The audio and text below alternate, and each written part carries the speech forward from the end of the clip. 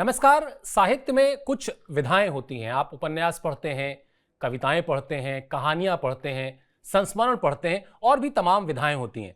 लेकिन जब इन सारी विधाओं को एक ही किताब में सम्मिलित कर लिया जाए, और ऐसा एक बार नहीं दो बार किया जाए, तो वो लेखक बनते हैं यतीन्द्र मिश्र।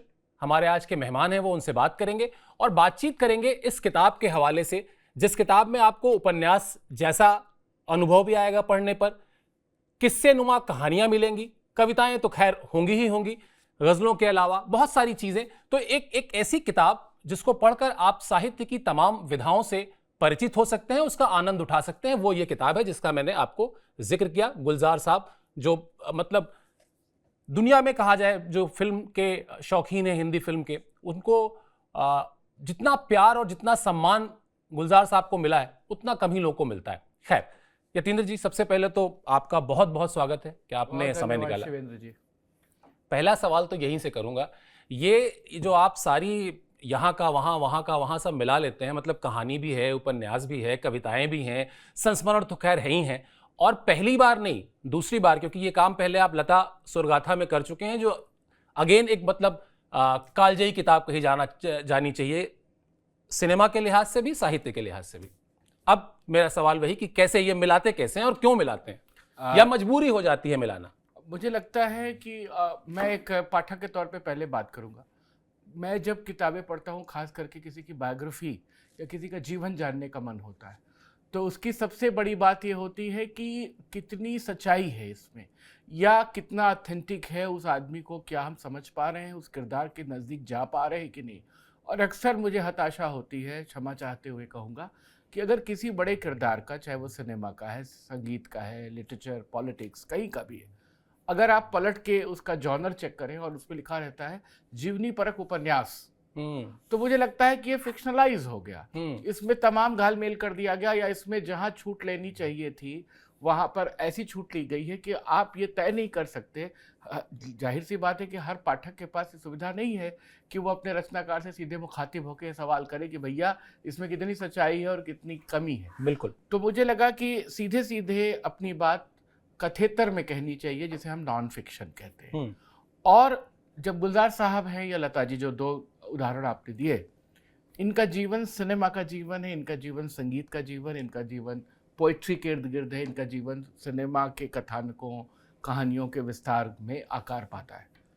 तो जाहिर सी बात है कि जब इन पे आप बात करेंगे, या इनके ऊपर जितना कुछ अभी तक लिखा गया है, जो ऑथेंटिक लेखन है, जिसे आप प्रामाणिक मानते हैं, चाहे आप फिल्म फेयर मैगजीन के पुराने फाइल्स में जाएं तो कोई ऑथेंटिक फिल्म म्यूजिकोलॉजिस्ट होगा या फिल्म क्रिटिक होगा जो इनका इंटरव्यू कर रहा होगा, विविध भारती के चैनल पे चले जाएं, तमाम सारे चैनलों पे चले जाएं जो उन लोगों ने अपने शोज़ किए हैं और अपने इंटरव्यूज़ दिए हैं, अपनी बातें बताई हैं, क्यों नहीं उस बात को जब आप समकालीन अर्थों में उनका जीवन संजोने जा रहे हैं, तो सीधे मुखातिब होते हैं कि लेखक और उस किरदार के बीच में कोई पर्दा ना हो, वो बिल्कुल रॉ कट हो, और जो जैसे कहा जा रहा है वैसे बात आती जाए। अब आती है इस किताब के बारे में, जो आपने कहा कि विधाओं का इसमें घालमेल है। जो व्यक्ति लेखन की शुरुआत करता है, उसका रुझान हो जाता है टैगोर की गार्डनर पढ़ के और कविताएं लिखने लगता है, नज़में करने लगता है। जो व्यक्ति PWA की मीटिंग में जा रहा है और तमाम सारे वहाँ पे लोग मिलते हैं, और किसी भी बहस को आगे बढ़ाने के लिए गुलजार को अपनी कहानी लिखनी पड़ती है, फिल्मों में आते हैं, जबरन लाए जाते हैं, बहुत पुरानी किस्सा है, उसको बताने की ज़रूरत नहीं है, किस तरह से शैलेंद्र का झगड़ा होता है SD बर्मन से, और वो नाराज़ होकर के चले जाते हैं और मना बुझा के कि मेरा काम तुम सल्टा दो और जाके गाना लिख दो। अब वहाँ पे आप किस चीज़ क्या बात करेंगे? सीधे सीधे तो अपनी ज़बानी में या तो सपाट बयानी करिए, सीधे सीधे बात लिखिए। तो मैंने ये तरीका अपनाया अपनी पूर्व किताबों में भी, चाहे वो गिरजा देवी पर थी, बिस्मिल्लाह खां साहब पर, सोनल मानसिंह, लता जी और गुलजार साहब। इन किताबों में मैंने सीधे सीधे कलाकार से, उस किरदार से बात करना संभव किया। ये मेरा सौभाग्य है कि ये लोग तैयार हुए और इन्होंने मुझे खूब प्रचुर समय दिया। एक लेज़र पीरियड था कि जिसमें हम बतिया सकते थे, यात्राएं कर सकते थे, घर में जाके बेवजह बैठ सकते थे कि गुलजार साहब कोई डिस्कशन किसी से कर रहे हैं तो मैं उसको सुनता रहता था, नोट्स लेता रहता था। तो एक तो किरदार समझ में आने लगता है, आप उसके नज़दीक चले जाते हैं, और जब नजदीक जाते हैं तो आप ऐसी भी कुछ बेवकूफाना सवाल कर सकते हैं जिसकी शायद अनुमति 2 घंटे का इंटरव्यू लेने के लिए आप जब समय लें तो ना दे वो, उसको लगे आप आए हैं काम का बात करिए और निकल जाइए।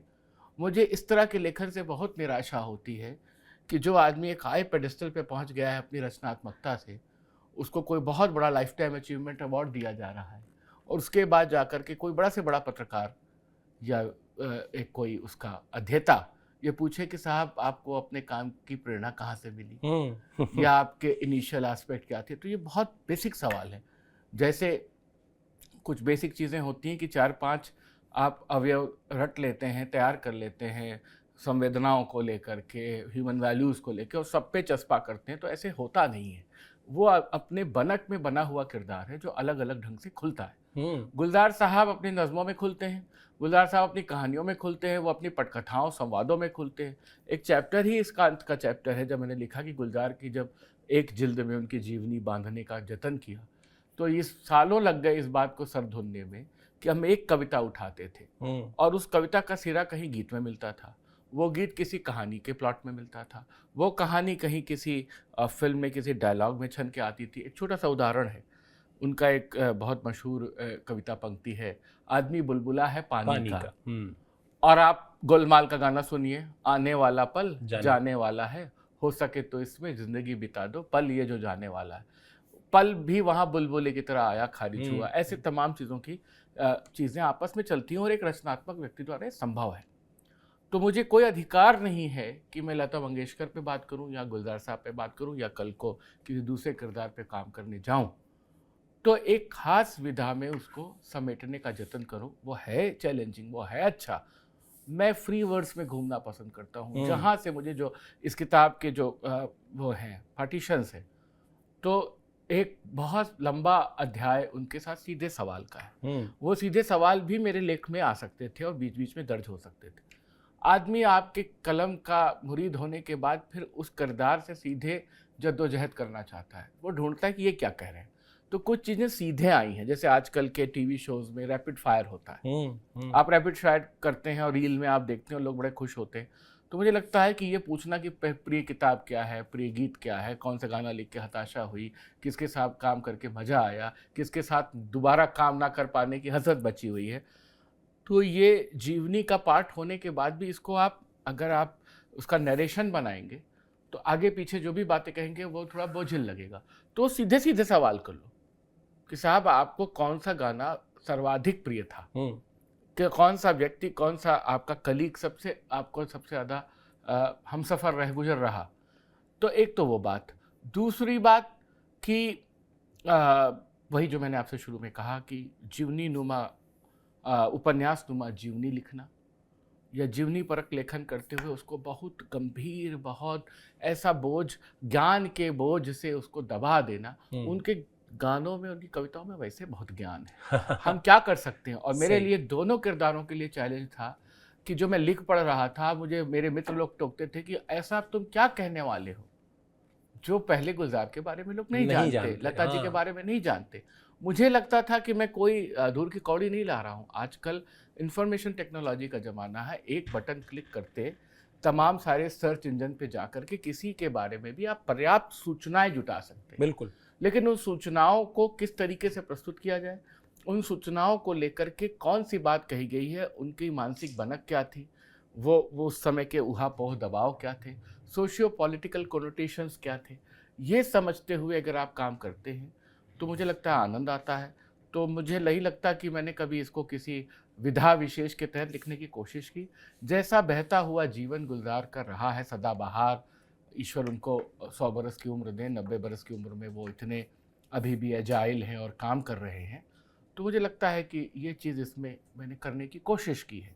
सफल हूँ नहीं सफल हूँ ये मेरे पाठक तय करेंगे। बिल्कुल, पाठक ही तय करेंगे। और किताब शुरू होती है और गुलजार साहब का एक स्टेटमेंट है जिसमें वो कहते हैं कि मुझे अयोध्या पहुंचने में 14 बरस लग गए। अब इस स्टेटमेंट से मेरे 2 सवाल थे, तो 2 सवाल में से एक का जवाब आपने दे दिया, इसलिए वो मैं सवाल सिर्फ बता दे रहा हूं आपको। सवाल मेरा पहला यही था कि 14 बरस क्यों लगे, लेकिन आपने बताया, बहुत विस्तार से बताया कि आखिर 14 बरस इसलिए लगे कि आप कितनी बड़ी शख्सियत पर काम कर रहे हैं, ये भी बहुत मैटर करता है। लेकिन दूसरा सवाल जो मेरा है वो दिलचस्प है। जब किताब आ गई, जब ये किताब मतलब इस किताब के इस शक्ल में आने से पहले की प्रक्रियाओं को अगर भूल जाएं, और जब ये किताब गुलजार साहब के हाथ में आई तो उन्होंने आपसे क्या कहा? बहुत खुश हुए, उनको पसंद आई जी। और उन्होंने एक समारोह में लखनऊ में कहा भी कि अब तक मेरे पे जो लिखा गया है मुझ पर, ये पूरी तरह से मुकम्मल ढंग से मुझे प्रस्तुत करती है, और मुझसे जो आप सवाल करना चाहते हैं, मेरे जीवन के बारे में जो सवाल करना चाहते हैं, उसके सबके जवाब मैंने यतीन्द्र को दे दिए हैं और उसने बहुत बेहतर ढंग से इसमें रख दिया है, तो आप उसे पढ़ सकते हैं। वो संतुष्ट थे, और उनकी संतुष्टि से ज़्यादा मुझे संतुष्टि इस बात की थी कि एक बड़े किरदार को समझने के लिए जो वक्फा चाहिए वो मैंने उनको दिया। उन्होंने मुझे ये सहूलियत दी कि अगर मैं सालों तक काम करता रहा और वो धैर्यवान ढंग से काम कराते चले गए, तो कहीं कोई किसी तरह का कोई एक टसल या कोई असमंजस नहीं आया। एक बड़ी बात गुलजार साहब के बारे में रेखांकित करूंगा, मैं इसे 20 साल का पीरियड मानता हूँ, लेकिन जब मैं गुलजार साहब के साथ काम शुरू किया, उसी के बीच में लता जी का काम शुरू हो गया, और मुझे ये बात लगती थी कि लता जी सीनियर हैं, समय दे रही हैं, गुलजार साहब तो मुझे जानते मानते हैं, कहीं इन्होंने समय ना दिया आगे और काम रुक गया। तो मैंने एक दिन डरते डरते गुलजार साहब से कहा कि मैं लता मंगेशकर जी पे काम कर रहा हूँ। तो बोले करो, उनका हक बनता है और वो हमसे सीनियर हैं, पहले तो उन्हीं पे आना चाहिए, मैं इंतज़ार करूँगा। और आप भी जानते हैं कि 2016 से लेकर के वो 2009 से 16 तक 7-8 साल जो है मैंने उन पे काम किया। गुलजार साहब इंतज़ार किए, और फिर मैंने 16 के बाद से काम उठाया और इसको मुकम्मल किया। तो उसके पहले का शुरू काम और बाद में, तो उसमें से 7 साल निकाल दें तो वो एग्जैक्ट 13-14 साल आते हैं। मैं ये कहना चाहूँगा, चाहे वो लता जी के मार्फत कहूँ, चाहे बिस्मिल्लाह खान साहब के मार्फत कहूँ, चाहे गुलजार साहब के मार्फत कहूँ, ये सब लोग धैर्य से बने हुए लोग हैं। इन्होंने अपने जीवन में तमाम काम, अपने शाहकार काम बहुत इत्मीनान से किए हैं, जतन से किए हैं, और आपको भी ये सीख देते हैं कि अपने काम को ठीक से समझो, पढ़ो, मन से करो, पढ़ो ढेर सारा, लिखो कम। और मैं इस, जैसे कई बार तमाम चैनल्स पे बात होती है, मैगजीन्स पूछती हैं, साहब आपने लोकप्रिय किरदार चुने हैं, उनकी एक मार्केट है, उनका एक वो है। लोकप्रिय किरदार चुनने का सिर्फ सहूलियत ये है कि जब आपकी किताब आती है तो लोग उससे अवेयर होते हैं, अच्छा ये गुलजार साहब पे है, ये फलां पे है। लेकिन उसके साथ और चैलेंज है कि वो उसका बहुत बड़ा एक्सपोजर हो चुका है, उसकी ख्याति देश और विदेश की सीमा से परे जा चुकी है। रोज़ उनके बारे में कोई न्यूज़ है, रोज़ उनके बारे में कोई गॉसिप है, रोज़ उनके बारे में कोई विमर्श चल रहा है।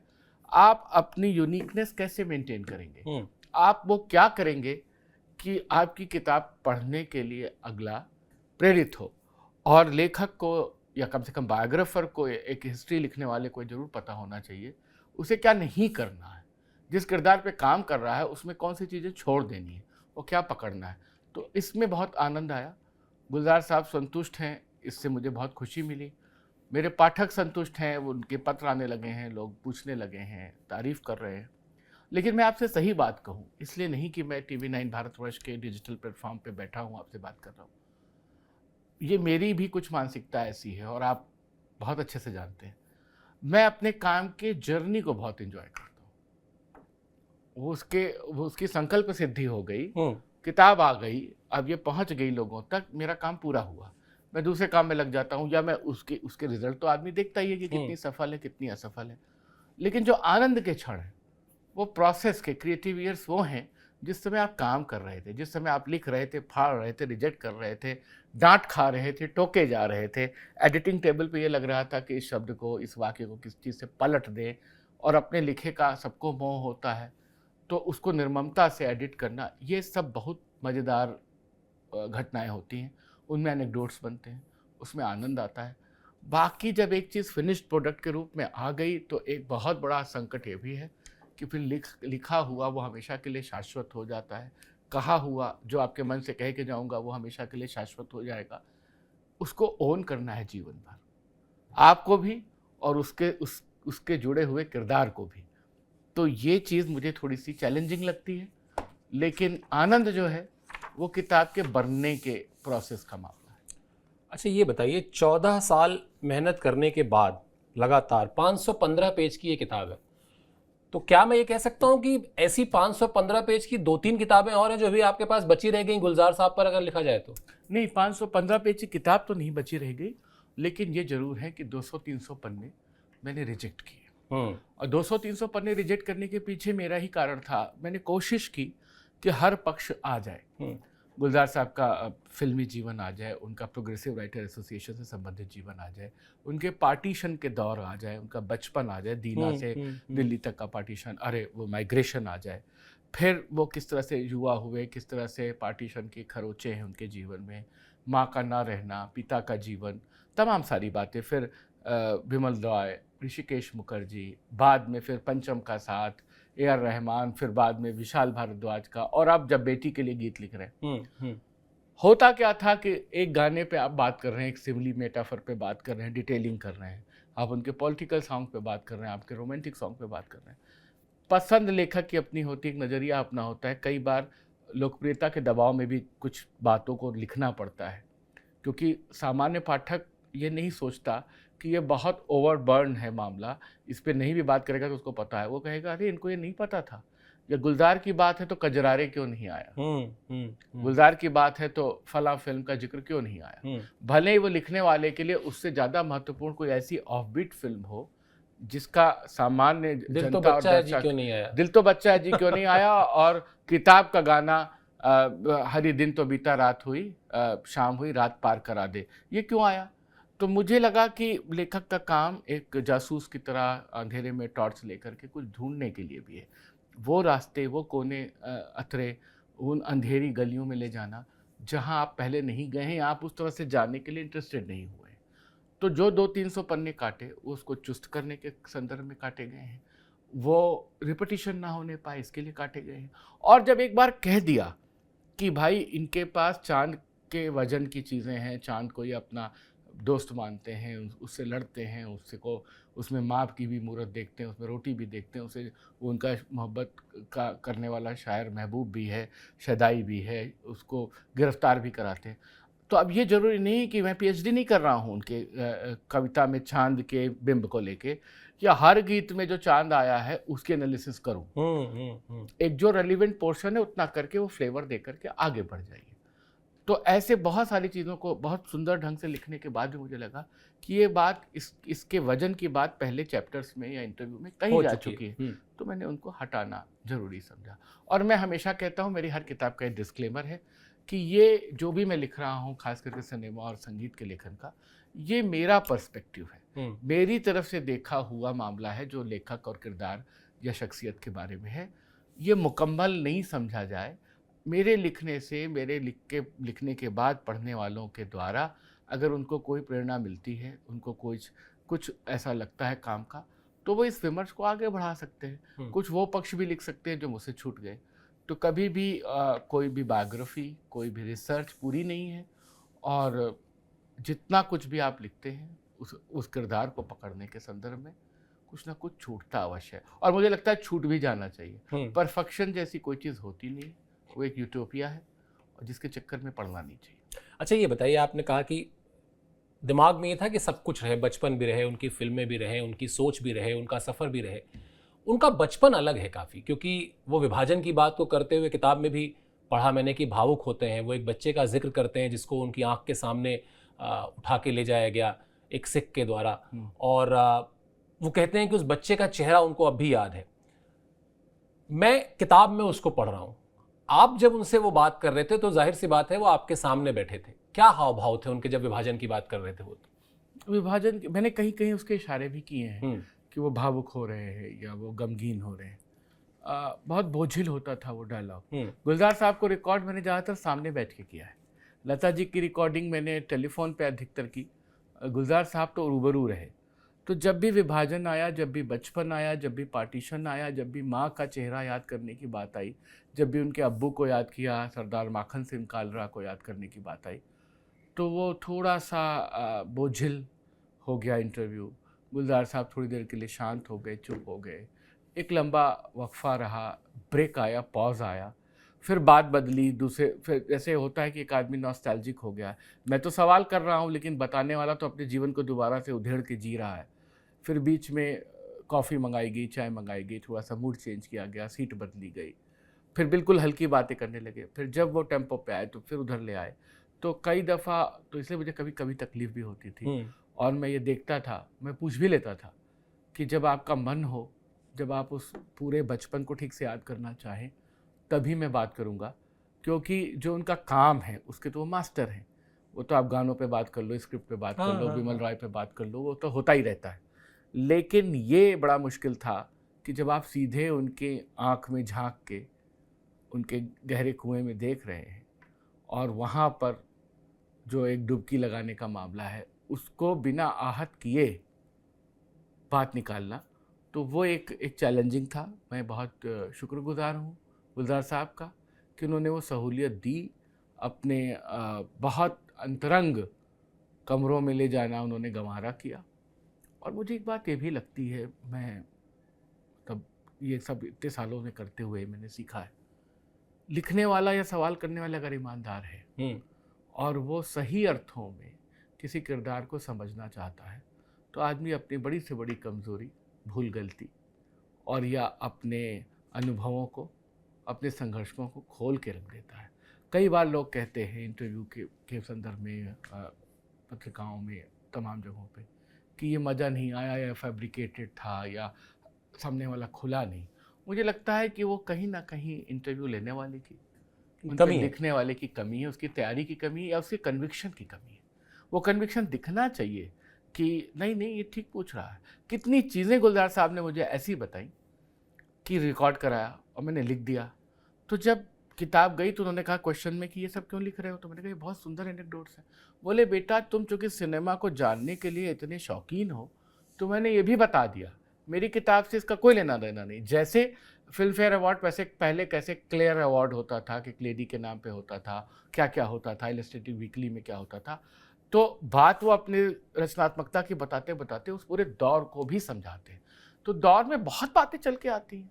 हम आप बैठे सामान्य बातें करें तो तमाम ऐसी बातें आएंगी जिनका उस विषय विशेष से कोई रेलिवेंस नहीं होगा।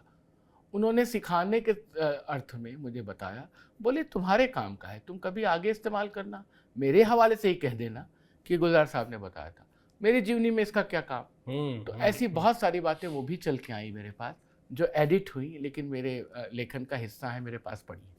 तो क्या इस पूरी प्रक्रिया के दौरान, जैसा अभी आपने बहुत अच्छी बात कही कि अगर आप सामने वाले को जिसका इंटरव्यू कर रहे हैं या जो विषय है आपका, उसको अगर एक सहज माहौल दे दें तो वो कई बार खुलता है, कई बार खुल के वो बहुत सारी चीज़ें बताता है।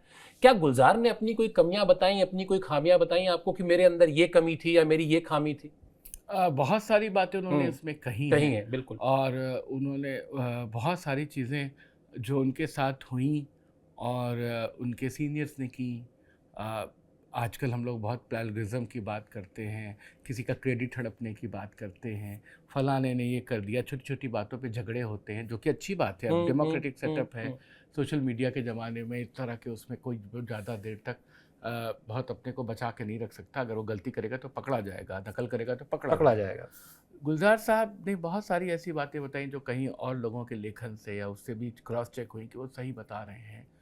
कैसे कैसे उनको संघर्ष करने पड़े, कैसे कैसे उनके किए काम का क्रेडिट दूसरे को गया, और उन्होंने कुछ नहीं बोला। तो मैंने कहा मैं अब लिखता हूँ, क्योंकि अब तो ये सर्वविदित है। तो उन्होंने कहा कि जब उस दौर में झेल लिया, जब उस दौर में उस बात का क्लेम नहीं किया, तो अब इस उम्र में आकर के क्यों ये बच्चों जैसी हरकत करना। तो मैंने कहा समाज इस बात से अनभिज्ञ रहेगा कि आपने काम किया था जिसका मामला आप तक नहीं पहुंचा। बोले जीवन में बहुत कुछ ऐसा होता है, आप अपने घर में अपने लिए रोटी और आप चपाती बना के बैठते हैं, मेहमान आ जाता है, मौका है नहीं, अपने हिस्से का भोजन कराना पड़ता है, तो उसका आप दावा थोड़ी करते हैं कि मैंने अपना निवाला आपको परस दिया। तो जीवन में बहुत होता है। तो ये जो ठहराव था ये मैंने उनके अंदर देखा, जो एक जद्दोजहद थी काम को लेकर, वो मैंने अंदर देखी। और एक बात मैं हर मंच पे कहता हूँ, मैं बहुत अच्छा किया आपने सवाल किया, गुलजार साहब हों, लता जी हों, खान साहब हों, ये लोग अपनी बात नहीं करते। गुलजार साहब से जब भी मैंने पोइट्री के सेंस में बात की तो साहिर को, नेरुदा को, काफका, इनको सबको, कहानीकारों को याद करते थे। वो चेखव के बड़े दीवाने, टैगोर और गालिब के तो शैदाई हैं, सबको पता है। बिल्कुल।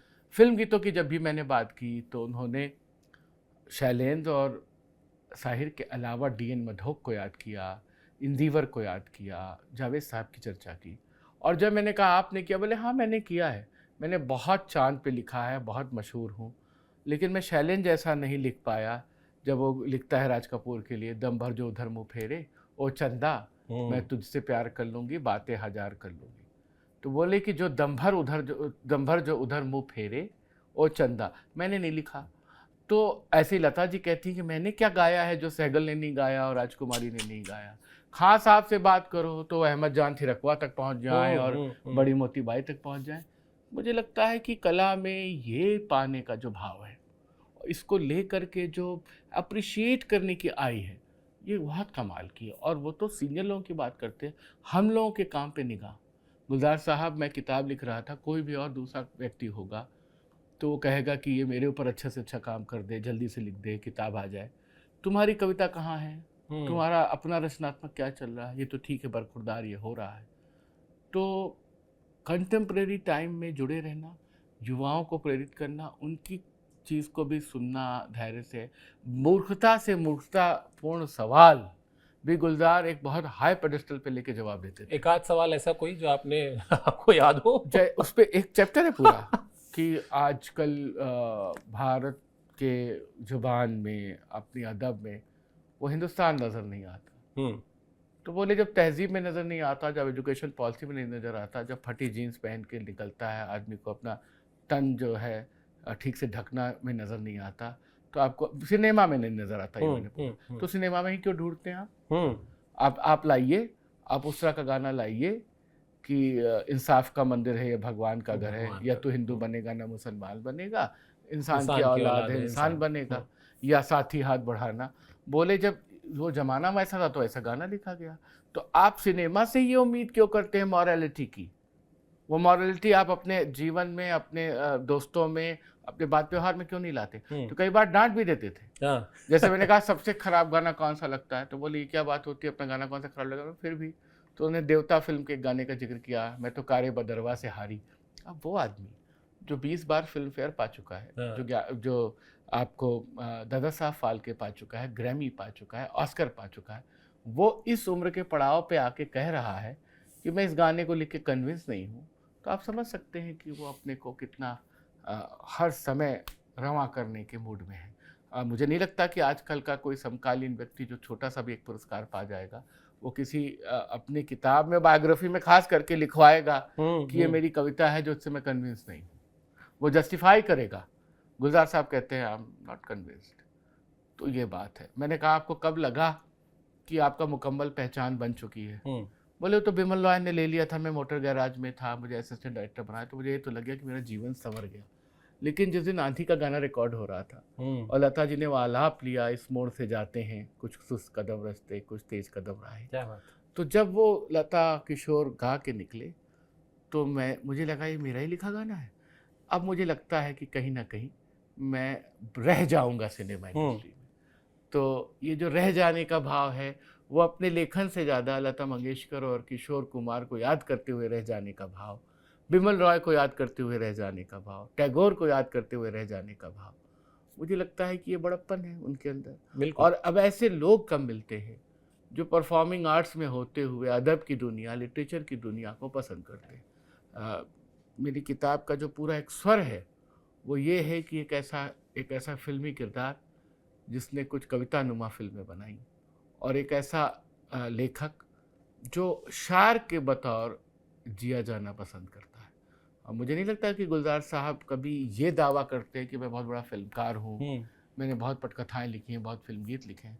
वो खुलते तब हैं, वो खिलते तब हैं जब आप उनके गैर सिनेमाई काम को बात करते हैं। आप उनकी किसी कहानी का जिक्र कर दीजिए, आप उनकी किसी नॉन फिल्म सॉन्ग पे बात करिए, फिर वो आपको गौर से देखते हैं कि हाँ ये कुछ सलाहियत के साथ आया है बात करने। वो एक बार मनोहर श्याम जोशी जी के इंटरव्यू के लिए हमने उनको फ़ोन किया, तो बिल्कुल नया मतलब कम से कम ये 25 साल पहले की बात हुई। उन्होंने कहा तुमने हमारा क्या पढ़ा है? तो हमने कहा हमने कुछ नहीं पढ़ा, हमने बुनियाद देखा है और हम लोग देखा है। उन्होंने कहा कि ये तो पूरे हिंदुस्तान ने देखा है, उसको देख के मेरा इंटरव्यू कैसे करोगे?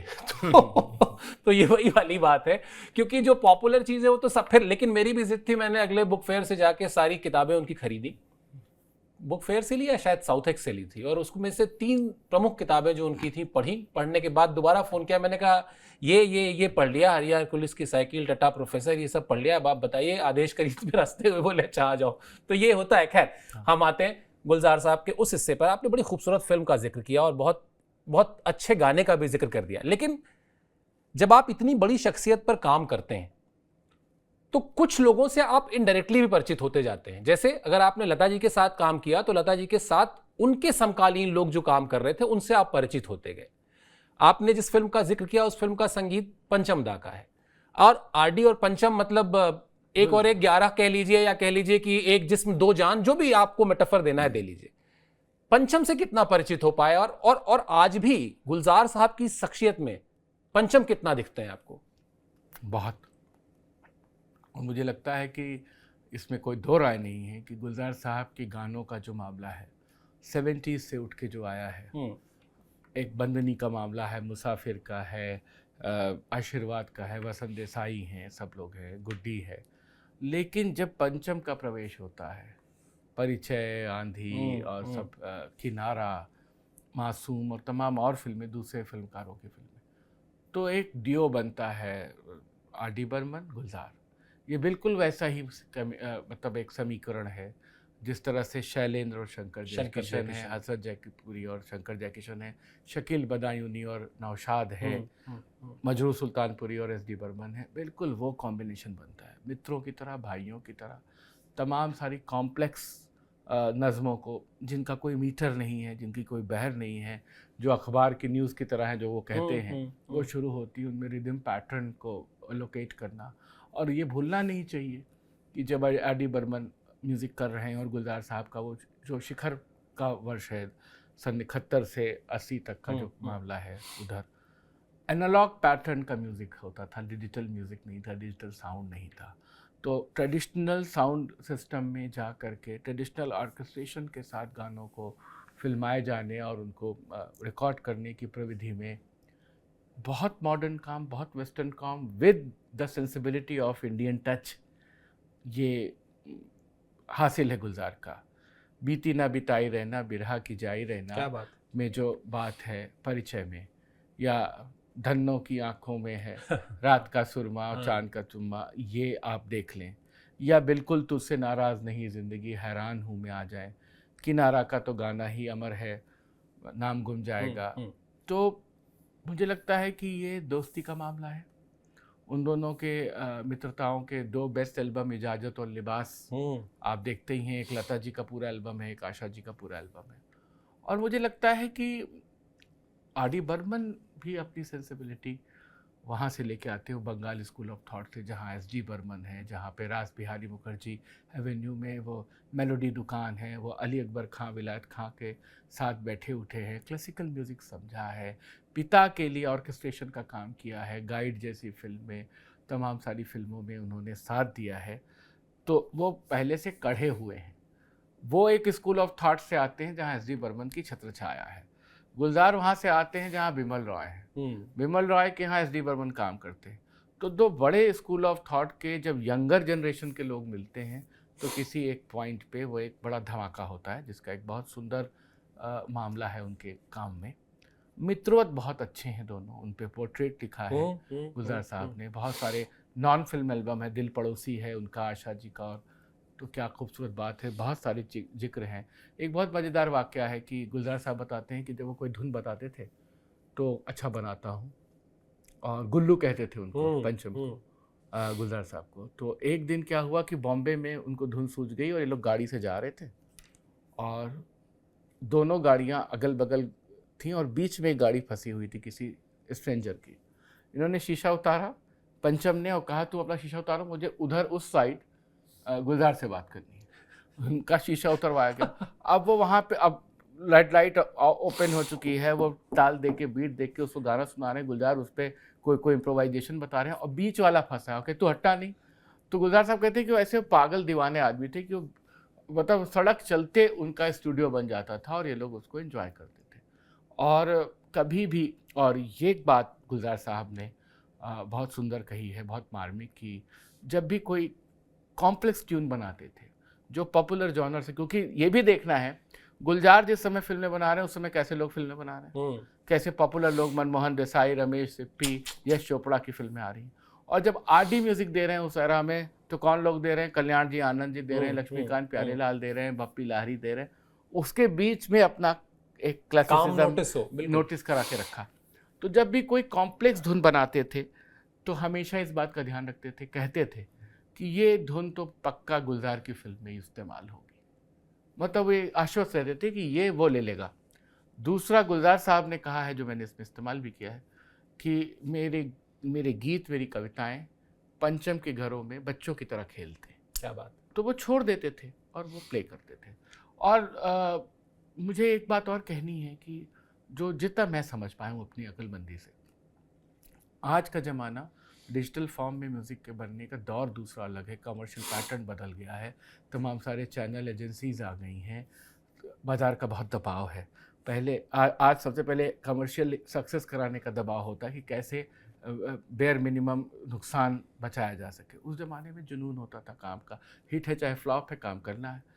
उस दौर में जिस तरह का काम गुलजार और पंचम कर रहे थे, वो एक दूसरे से अप्रतिहत इस बात को ध्यान में रख के नहीं कि कौन बड़ा है, किसका काम आगे निकलना है, मतलब एक वो बात नहीं थी जिसको कहते हैं कि बहुत सेल्फ सेंट्रिक प्रोजेक्शन नहीं होता था फिल्म इंडस्ट्री में, एक ग्रुप का मामला था। एक गाना अमर है तो वो गुलजार, आर.डी. बर्मन, आशा भोसले, किशोर कुमार, लता मंगेशकर, सबके सम्मिलित योगदान का मामला से बना। बिल्कुल, आज का ये नहीं है कि आज एक गाना बना और वो किसी एक ने ले लिया और दूसरा उसमें ओवरशैडो हो गया।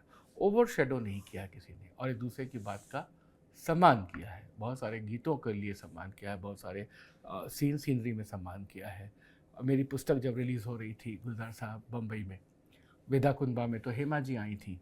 तो हेमा जी ने मुझसे पूछा भी कि आपने मेरा चयन क्यों किया बुक रिलीज़ के लिए, कोई ख़ास वजह?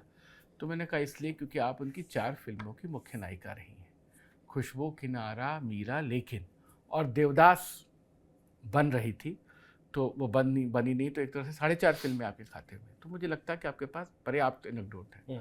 तो उन्होंने उस दिन कहा कि मैं जिस तरह की एक्टिंग करती थी और मैं डांसर थी भरतनाट्यम से, तो मेरे फेशियल जेस्चर में आंखें चलती रहती थी। और खुशबू में इन्होंने बिल्कुल मुझे एक सीधी सादी, बिल्कुल एक स्टैटिक निगाह वाली औरत बनाया। तो बार बार टोकते थे कि don't apply facial gestures, don't apply आँखों का नाचना। तो कहती थी मुझे बहुत दिक्कत होती थी, लेकिन उन्होंने कहा हेमा जैसा मैं कह रहा हूँ ऐसा करो। तो जब हेमा जी ने वो किया तो वो खुद ही वो एक्सेप्ट कर रही हैं, और ये सभी क्रिटिक कहते हैं, वो तो क्लासिक कल्ट है वो, बिल्कुल, कि खुशबू के बाद मुझे लगा कि अरे मैंने क्या अभिनय किया। तो गुलजार साहब उस दौर के लोग हैं जब उन्होंने गढ़ा है, लोगों को गढ़ा है अभिनय के पक्ष के संदर्भ में भी। इस किताब में वैसे तो और बहुत सारे किस्से हैं, दिलचस्प किस्से हैं। एक किस्सा मैं बता रहा हूँ, तब तक 2-3 आप सोच लीजिए छोटे छोटे, ताकि फिर वो आप बताइएगा। इसमें एक किस्सा ये भी है कि वो जो गाना है कि आपकी आंखों में कुछ महके महके से राज हैं, उसमें एक जगह है जहाँ पर शब्द इस्तेमाल हुआ है आपकी बदमाशियाँ। तो पंचम दा को ये डर था कि कहीं जब लता जी के पास जाएंगे और उनसे ये कहेंगे कि बदमाशियाँ, तो वो कहीं इस पर आपत्ति ना करें, क्योंकि गीतों के बोल को लेकर वो भी बहुत सोच समझ के साथ काम करने वाले कलाकारों में रहीं।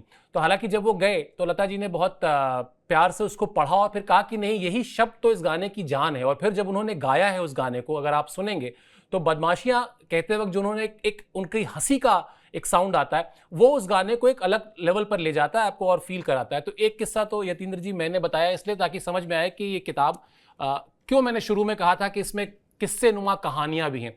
कुछ किस्से जो आप बताना चाहें। एक बहुत मज़ेदार किस्सा मुझे लगा, बहुत लोग शायद युवा लोग नहीं अवेयर होंगे। महाश्वेता देवी के उपन्यास पर एक फिल्म बनी संघर्ष, बनारस के पंडों की पृष्ठभूमि पे। गुलजार साहब ने उसके संवाद लिखे, और उस तरह का मेलोड्रामेटिक सिनेमा में गुलजार डायलॉग लिख रहे हैं, बहुत बड़ी चीज़ है। तो एच.एस. रेवल की फिल्म थी, और एच.एस. रेवल अपने दौर के बहुत महत्वपूर्ण फिल्मकार जिन्होंने मेरे महबूब और महबूब की मेहंदी जैसी महान फिल्में बनाई। तो संघर्ष के दौर का जो एक मज़ेदार दो मज़ेदार किस्से सुनाते हैं। उसमें बड़े बड़े लोग थे, संजीव कुमार, दिलीप कुमार, बलराज साहनी, वैजंती माला। हुआ कुछ ऐसा था कि किसी कारण से, वो कारण गुलजार साहब ने बताया नहीं, वैजंती जी में और दिलीप साहब में झगड़ा था सेट पे, और दोनों प्रेमी प्रेमिका का रोल अदा कर रहे थे। और उसके पहले वैजंती माला दिलीप कुमार की हिट जोड़ी रही है। हाँ। मधुमती, गंगा जमुना, लीडर, सब तमाम फिल्में, नया दौर। तो अब ये दिक्कत होती थी, उनको बार बार प्रैक्टिस करने की आदत थी दिलीप साहब को अपने डायलॉग्स की। वैजंती जी अपना आके कट दे देती थी। तो पंजाबी में इनसे कहते थे कि जाके कुड़ी को बता दो कि आखिरी हलचल कर ले। तो जो मैसेज ये कन्वे करते थे दिलीप कुमार, वो वैजंती माला को कह देते थे। जो वैजंती माला अपनी नाराज़गी, खुशी जाहिर करती थी, वो दिलीप साहब को कह दी जाती थी।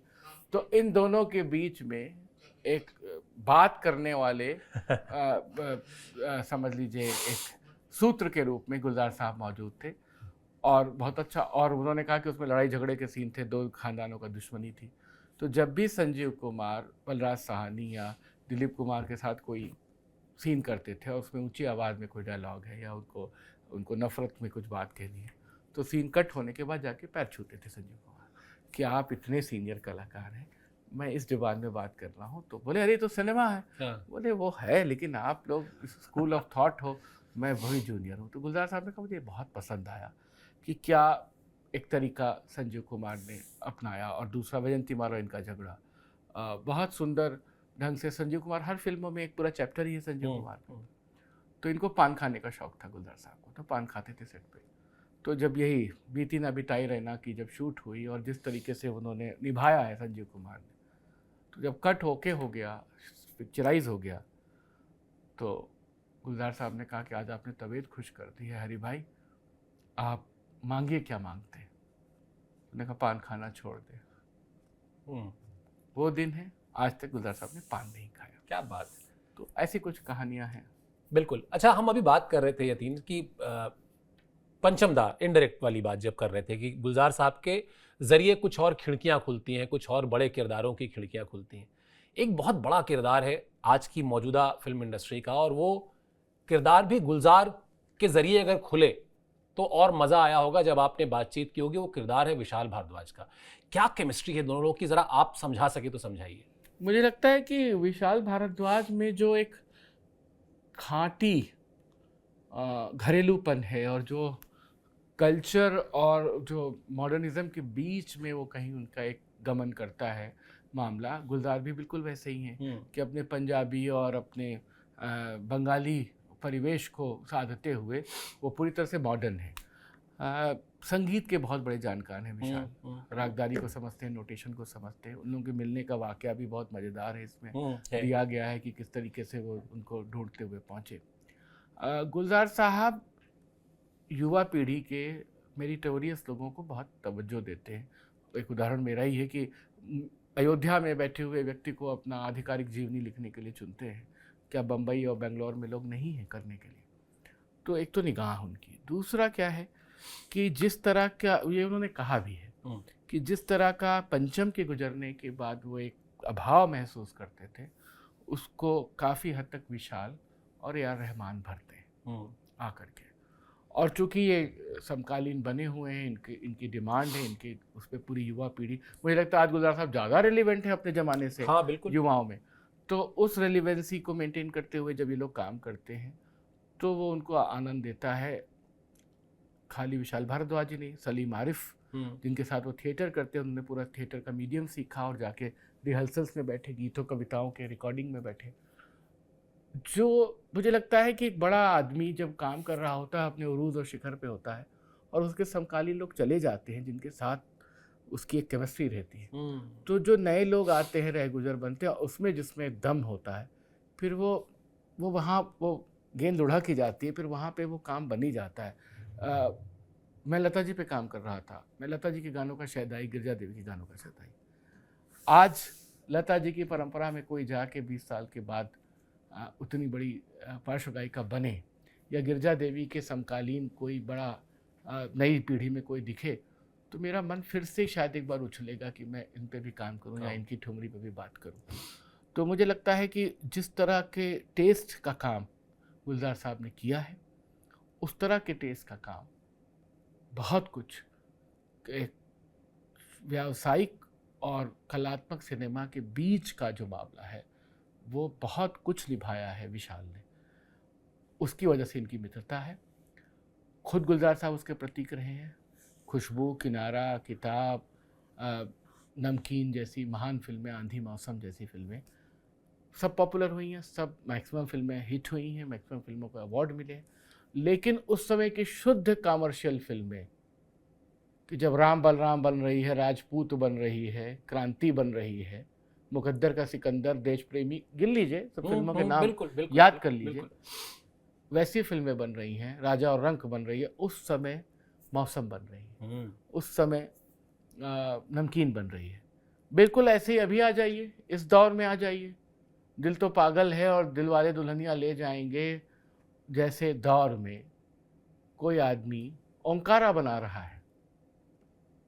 तो मुझे लगता है कि वो एक तरह का मैनिफेस्टेशन है नई पीढ़ी में इनके साथ। और जिन लोगों को बहुत अच्छे से गुलजार साहब याद करते हैं अपने उसमें रहमान साहब का बहुत इज्जत से जिक्र करते हैं, उसमें उनका बहुत याद करते हैं, शंकर एहसान लॉय को याद करते हैं। म्यूजिक लिरिसिस्ट में वो सबसे ज़्यादा इरशाद कामिल को पूछते हैं और वो कहते हैं कि वो अपनी बनने की राह में और बहुत आगे जाएंगे। प्रसून जोशी की बात करते हैं। स्वानंद किरकिरे को वो कहते हैं कि ये दीन मधोक परंपरा का संगीतकार है जो बिल्कुल अपनी खांटी बोली लेकर के आया है। तो ये सब बातें मैं उदाहरण के तौर पे इसलिए कह रहा हूँ, निगाह सब तरफ है। आप एक सवाल करो, वो उसके पैरेलल उसका जवाब आपको देंगे। और खुद जब वो डॉक्यूमेंट्री बना रहे हैं तो किसी फिल्मकार पे नहीं बना रहे, उस्ताद अमजद अली खां और पंडित भीमसेन जोशी पे बना रहे हैं। बिल्कुल, बिल्कुल। तो ये एक बहुत बड़ा रेपर्टरी है गुलजार साहब की जिस पे वो काम कर रहे हैं। अच्छा ये बताइए, कुछ चीज़ें पब्लिक परसेप्शन बन जाते हैं, जैसे एक परसेप्शन है, सही है या गलत ये आप बताइएगा, कि गुलजार साहब बहुत स्ट्रिक्ट आदमी हैं, बहुत ही मतलब एकदम गुस्सैल हैं, थोड़ा क्या ज़्यादा गुस्सैल आदमी हैं, बहुत स्ट्रिक्ट हैं, बहुत बिल्कुल नो नॉनसेंस वाला वो है। आप जब इतने साल रहे, आपने इतने साल उनसे बातचीत की, आपको एक व्यक्ति के तौर पर, अभी छोड़ देते हैं हम गुलजार साहब में से उनकी पेन को माइनस कर देते हैं, गुलजार साहब व्यक्ति कैसे हैं? शानदार, बहुत शानदार, बहुत प्यार करने वाले, इज्जत देने वाले।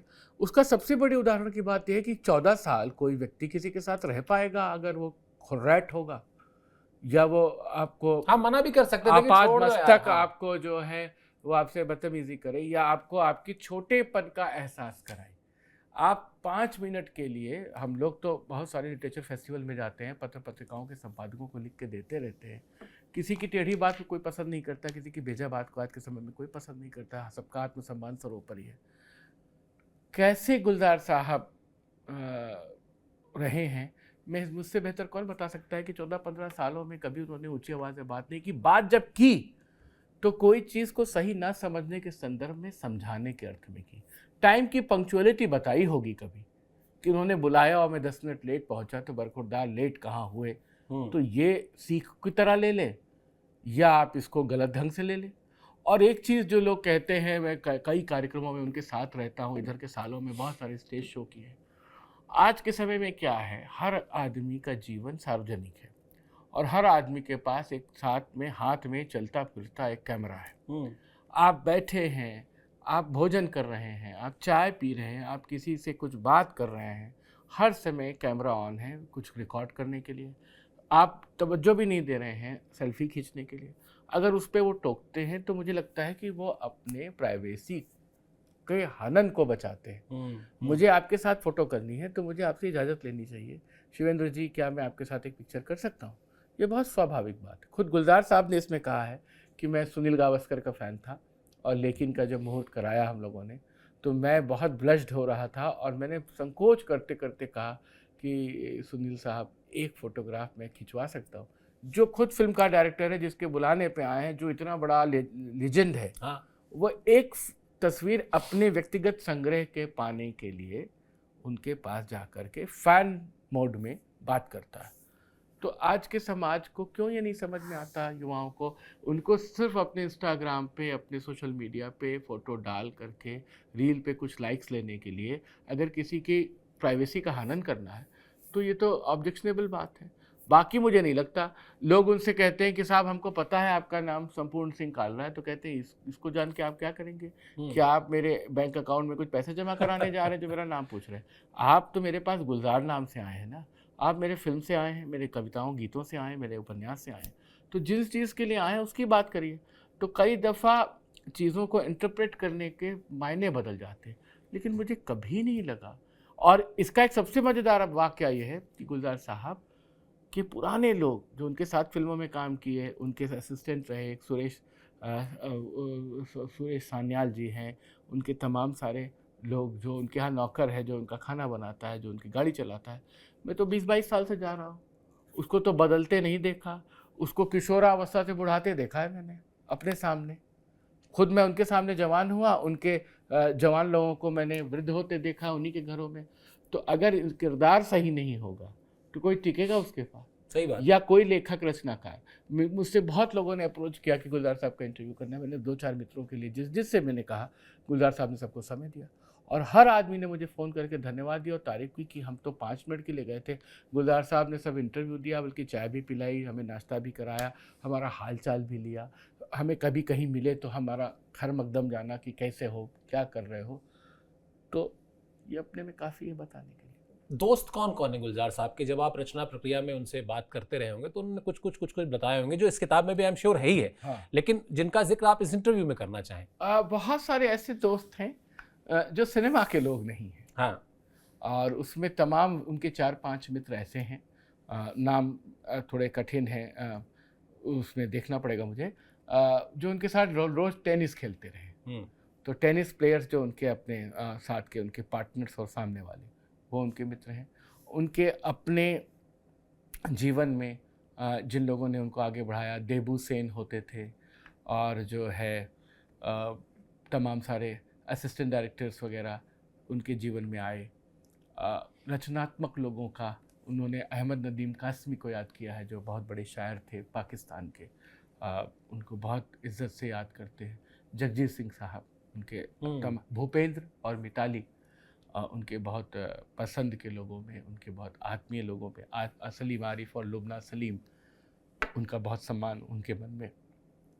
गुजराती के कवि सितांशु, यशस चंद्र, कुंवर नारायण जी, केदारनाथ सिंह को बहुत प्यार से याद करते हैं। मुझे बहुत खुशी हुई जब मैंने किताब पूरी की तो टेस्टिमोनियल तो कोई भी लिख देता, उन्होंने कहा केदार जी ने जो मेरे बारे में कहा था वही किताब पे जाएगा। तो किताब के बैक पेज पे केदार जी की बात गई है। पढ़ भी देता हूँ मैं जी। हमको मन की शक्ति देना, क्या तुमने लिखा है गुलजार? केदारनाथ सिंह ने सवाल किया। ये किताब के बैक कवर के पीछे पे है। गुलजार जी मैंने ही लिखा है। ये गुलजार साहब जवाब दे रहे हैं। केदारनाथ सिंह ने इस पर जवाब दिया, मुबारक, तुम्हारा काम तुम्हारे नाम से आगे निकल गया है, अब और क्या चाहिए। सही बात है, शायद ये बहुत मुकम्मल टिप्पणी है और ये दिखाता भी है कि साहित्य को लेकर वो कितने आला दर्जे के कवि के संजीदा रहे हैं। बिल्कुल। और गोपीचंद नारंग, तो ऐसे बहुत सारे लोग हैं जिनको गुलजार साहब याद करते हैं, उनके मित्र हैं, उनका हालचाल लेते रहते हैं। उनके माध्यम से मुझे उनसे मिलने का मौका मिला है। आशा जी, लता जी का पूरा परिवार, सुनील गावस्कर, उस्ताद अमजद अली खां को लेकर के एक दौर में उनको इतना पसंद आए, जो डॉक्यूमेंट्री बनाई कि मुझे देर हो गई, मैंने फिल्में बनानी बंद कर दी। उस्ताद मुझे जवानी में नहीं मिले, नहीं तो उनको लेकर फिल्म बनाता। एक किताब में जिक्र है इस बात का। तो गुलजार साहब बहुत वास्ट कैनवास पे जीने वाले व्यक्ति, लोगों को याद करने वाले, प्यार करने वाले व्यक्ति। बम्बई में चौपाल चलाते हैं वहाँ पे, तो वहाँ पे बहुत सारे उनके मित्र हैं। शेखर सेन दादा हैं उसमें, यूनुस खान हैं, तमाम सारे ऐसे लोग हैं। अशोक बिंदल जी जिनको याद करते हैं, पवन झा को बहुत याद करते हैं जो जयपुर में रहते हैं और उनका सारा काम देखते हैं। तो गुलजार साहब से आप कभी बात करें तो बहुत बड़े बड़े नेम ड्रॉपिंग नहीं करते हो, वो आपको आतंकित नहीं करेंगे कि ये फलाना, मैं इसको जानता हूँ, मैं उसको भी जानता हूँ। नहीं। पवन झा से मिले हो बेटा? तो पवन नहीं सर, नहीं मिला हूँ, 15 साल पुरानी बात। तो पवन जी से उन्होंने परिचय कराया, कहीं कहीं कुछ परिचय कराया। तो मैंने देखा कि साहित्य की दुनिया के लोग, शीन काफ निज़ाम साहब के बहुत सम्मान में रहते हैं। तो एक तरीके से उन्होंने अपना जीवन उस तरह से जिया है। और दिल्ली आते हैं जब, तो दिल्ली के मित्रों से मिलना, उनके घरों पे जाना, उनका ध्यान रखना, सब रहा है। दो छोटे छोटे सवाल और बस। एक तो ये कि इस किताब को लिखने की चुनौतियों पर तो आप लगातार बात कर रहे हैं, लेकिन एक आशय कह लें या एक मायने में मुझे ऐसा लगा कि थोड़ा सा आपको आसान हुआ होगा लिखना। लता जी पर आपने जो काम किया और उसको बांधना, जिस तरह से आपने बांधा उस किताब को, कि इस किताब में बातचीत का एक अंश होगा, एक अंश में हम लता जी के समकालीन जो लोग रहे उन पर बातचीत होगी, उनके रिएक्शंस होंगे, उनके पसंदीदा गाने होंगे। तो आपने एक तरीके से हमारी न्यूज़ की भाषा में रन ऑर्डर कहते हैं कि रन ऑर्डर बना लिया था। इस बार आपको वो मेहनत कम पड़ी होगी मेरे ख्याल से, ऐसा मुझे लगता है किताब को देख के, कि वो आपका खांचा जो बना हुआ था उस किताब का वो इसमें भी काम आया है काफ़ी हद तक। सही हूँ मैं? बिल्कुल ठीक कह रहे हैं आप, क्योंकि ये बात तो मतलब जब मैं इंटरव्यू कर रहा था गुलजार साहब से तो मुझे लग रहा था कि क्या शक्ल लेगी, क्या शक्ल लेगी। लेकिन जब लता जी वाली किताब को फॉर्मेटिंग की और वो किताब मुकम्मल हुई और आज तक याद की जाती है, तो मुझे वो एक आसान तरीका लगा और अपना एक स्टाइल भी लगा कि मैं कोई नए स्टाइल ईजाद करूं, उससे बेहतर है कि उसी स्टाइल में काम करूं। क्योंकि मुझे एक खतरा ये भी लगता था कि जिन लोगों ने लता पढ़ ली है वो कहीं उससे कंपेयर करने में ये कहें कि उसका फॉर्मेट अच्छा था, इसमें बात तो अच्छी लेकिन मज़ा नहीं आया। तो मैं उस जोखिम को नहीं लेना चाहता था, एक। और दूसरा कि वो एक बना बनाया एक पैटर्न मेरा खुद का था जो किसी की कॉपी नहीं थी। तो मैंने जो कि मैंने कहीं सब टाइटलिंग नहीं की है, 1 2 3 4 5 ऐसे करके लता जी में भी किया था। जो बात है, जो दृश्य है, जो एनेक्डोट है, जो जीवन की झांकी, वो एज इट इज़ वही मुकम्मल है। बिल्कुल, आप कहीं से भी खोल के कहीं से भी पढ़ लें। तो इस तरह से मैं करता हुआ आया, तो वो तो मुझे आसानी थी। लेकिन लता जी का काम आसान था इस अर्थ में कि लता जी का म्यूज़िक का काम था, उनके अपने गानों पे बात थी, म्यूज़िक डायरेक्टर, म्यूज़िक और उनके अपने अनुभव, वो लार्जर देन लाइफ पर्सपेक्टिव थी।